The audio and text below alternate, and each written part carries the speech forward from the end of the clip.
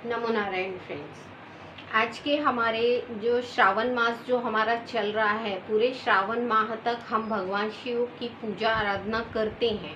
तो सोमवार में जब आपका ऐसा विचार है, यदि कि सोमवार जो 16 सोमवार होते हैं, 16 सोमवार के लिए हम भगवान शिव की जो पूजा करते हैं, तो 16 सोमवार का व्रत आपको श्रावण मास से ही शुरू करना चाहिए। ये माह जो होता है बहुत ही पवित्र और पावन होता है। तो हमारा जो 16 सोमवार का व्रत होता है, इस माह से शुरू करने से बहुत अच्छा और हमारे इच्छा के अनुसार फल हमें प्रदान करता है। महादेव और माता पार्वती की बहुत सारी ऐसी कथाएं हैं जिनका जो हम श्रवण है वो आगे के वीडियो में हम करेंगे। तो श्रावण माह के जो कुछ उपाय ऐसे हैं जो मैं आपको बता रही हूँ, जिसके माध्यम से आप बहुत कुछ इस श्रावण माह में अपनी परेशानियों को दूर कर सकते हैं। देखिए, जब भी महादेव के जो शिवलिंग पर आप जल चढ़ाते हैं, तो सादा जल ना चढ़ाते हुए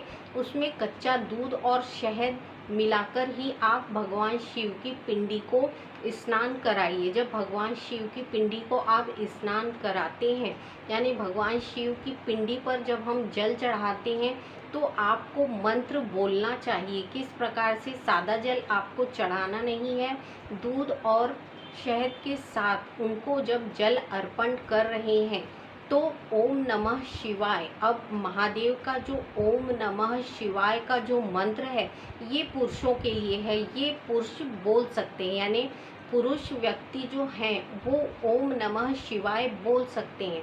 पर जो स्त्रियां होती हैं, उन्हें क्या बोलना चाहिए? उन्हें ओम शिवाय नमः बोलना चाहिए और भगवान शिव की पिंडी पर जल अर्पण करना चाहिए। यानी आपको उल्टा बोलना है। पुरुष जो है वो ओम नमः शिवाय बोलेंगे और जो महिलाएं हैं वो ओम शिवाय नमः बोलेंगे। महिलाएं जो हैं वो भगवान शिव का नाम डायरेक्ट नहीं लेती, यानी भगवान शिव के लिए जब हम प्रार्थना करते हैं, उनके मंत्रों का उच्चारण करते हैं, तो महिलाओं के लिए कुछ नियम हैं। तो इन नियमों को हम फॉलो करते हैं, तभी भगवान शिव की जो पूजा आराधना है वो सफल होती है। ओम शिवाय नमः बोलना चाहिए। अब आप जब उनकी शिव की जो पिंडी है, यानी उनका जो शिवलिंग है, उस पर आपको सफ़ेद चंदन का लेप करना है। उनको सफ़ेद चंदन से पूरा लेप कर दीजिए और उसके बाद उनका तिलक करिए। तिलक आपको किस प्रकार करना है? तिलक आपको लाल चंदन से उनका तिलक करते हुए उन्हें मध्य में जो कुमकुम होता है, जिसे कुमकुम कहते हैं, उसके द्वारा आपको तिलक करना है। और उनकी जो 3 लाइन होती हैं, यानी भगवान विष्णु का तिलक करते हुए मध्य में 3 लाइनों को आपको खींचना है। अब इनका जो स्वरूप है महादेव का, जो जिनको हम महाकाल कहते हैं, उनका जो श्रृंगार होता है, उनकी 2 आँखें होती हैं, उनका मध्य का जो तिलक होता है। इसके अलावा आपको भगवान शिव के ऊपर नाग बनाना है। भगवान शिव का जो शिवलिंग है, उस पर आपको 2 बार इस प्रकार से घेरा करते हुए ऊपर की तरफ पीछे से उनका नाक बना देना है। तो इससे क्या होगा? भगवान शिव का जो है वो श्रृंगार होता है। अब इनको बेलपत्र, यानी 5 से 7 बेलपत्र आपको हर सोमवार को भगवान शिव के शिवलिंग पर चढ़ा देने हैं। अब शिवलिंग पर जब आप बेलपत्र चढ़ा रहे हैं, तो मंत्र का उच्चारण वही करना है, ओम शिवाय नमः। ये मंत्र महिलाएं बोलेंगी और ओम नमः शिवाय ये मंत्र पुरुष बोल सकते हैं। तो आप जब बेलपत्र को चढ़ा रहे हैं भगवान शिव के शिवलिंग पर, तो आपको इस मंत्र के द्वारा इस प्रकार से आपको उनकी पूरी सजावट कर देना है। यदि आपको पारिजात के पुष्प मिलते हैं, तो भगवान शिव के शिवलिंग को पूरी तरह से आप सजा दीजिए। देखिए, भगवान शिव का जो ये पावन पर्व है, जिसे हम श्रावण मास के नाम से कहते हैं, और हिंदू धर्म में इस श्रावण मास का बहुत ही महत्व है। तब हम महादेव का 1 महीने तक पूरी प्रक्रिया यानी सही प्रक्रिया के द्वारा जब हम उनकी पूजा अर्चना आराधना करते हैं तो हमारे बहुत सारे परेशानियां पाप नष्ट होते हैं। ये नौ ग्रह देवताओं के लिए आपने पहली पूजा की। अब आपको दूसरा क्या करना है, यदि आप पर शनि का कोई प्रभाव है या राहु केतु से रिलेटेड कुछ भी प्रॉब्लम है तो आपको शिव जी की पिंडी को किससे स्नान कराना है,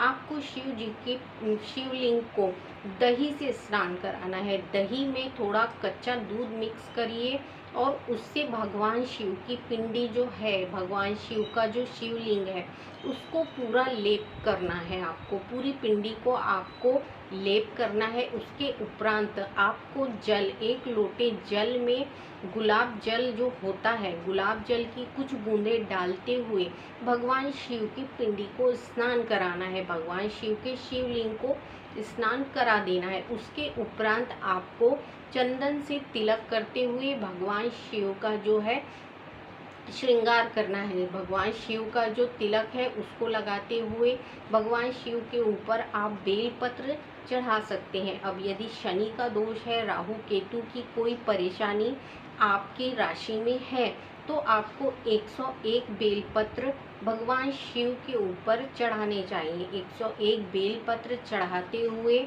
ओम शिवाय नमः का जाप आप कर सकते हैं। इसके अलावा आपको क्या करना है, जो चंदन का इत्र होता है वो उस शिवलिंग पर दान कर दीजिए, अर्थात लेके आप उस जगह पे छोड़ दीजिए। भगवान शिव की जो जितने भी लोग आते हैं श्रृंगार करते हैं वो उस शिवलिंग पर उस इत्र को लगाएंगे, यानी जितने बार वो लोग लगाएंगे उतने बार आपके जो शनि दोष हैं वो धीरे धीरे करके नष्ट होने लगेंगे।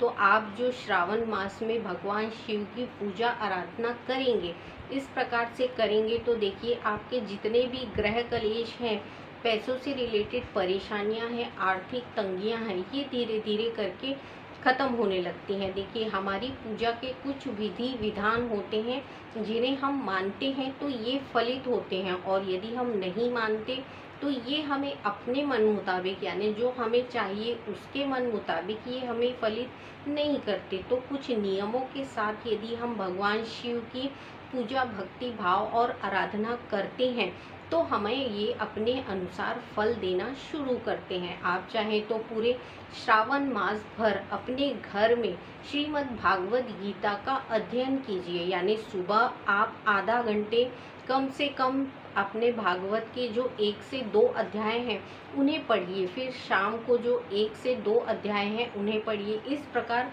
पूरे श्रावण मास भर आपको ये प्रक्रिया करनी है। देखिए श्रावण मास में होता क्या है, श्रावण महीना इतना पावन है कि भगवान शिव की, भगवान नारायण देव की जितनी भी हम आराधना करते हैं वो फलित होती हैं। तो हम कोशिश यही करते हैं कि हर घर में श्रीमद् भागवत गीता माता जो हैं वो हमारी हिंदू धर्म की बहुत ही पवित्र एक व्याख्या है, जिसके द्वारा हमारे जीवन में जितनी भी परेशानियां हैं उनसे कैसे निकला जाए, उनके सारे समाधान इस भागवत गीता में दिए हुए हैं, जो भगवान श्री कृष्ण ने श्री अर्जुन जी को बताया है कि किस प्रकार से मानव जीवन को करना चाहिए, कैसे अपनी समस्याओं का निवारण होगा। तो आप कोशिश यही करिए कि जो श्रावण माह है हमारा, उसमें 1 महीने कंटिन्यू हम अपने घर में श्रीमद् भागवत गीता का पठन करें, यानी आप पढ़ते हैं तो आपके घर के जितने भी कलह कलेश हैं वो धीरे धीरे करके दूर होंगे, आपकी जो परेशानियां हैं वो दूर होंगी। जब आप इन प्रक्रियाओं को करने लगेंगे तो आपकी जो है घर की कंडीशन वो अपने आप सुधरने लगेगी। आप इन सारी चीज़ों को करके देखिए आपको खुद ही महसूस होने लगेगा कि घर में बहुत बदलाव हो रहे हैं, घर का माहौल सुधर रहा है। इन प्रक्रियाओं को जब हम करते हैं तब हमें पता चलता है कि आध्यात्म में वो शक्ति है जो हर चीज़ को, यानी हर विषय से रिलेटेड, चाहे पढ़ाई से रिलेटेड हो, चाहे धन से रिलेटेड हो, स्वास्थ्य से रिलेटेड हो, या फिर अदर कोई प्रॉब्लम हो, इन सारी चीज़ों को वो अपने अंडर में लेके सुधारने लगती हैं।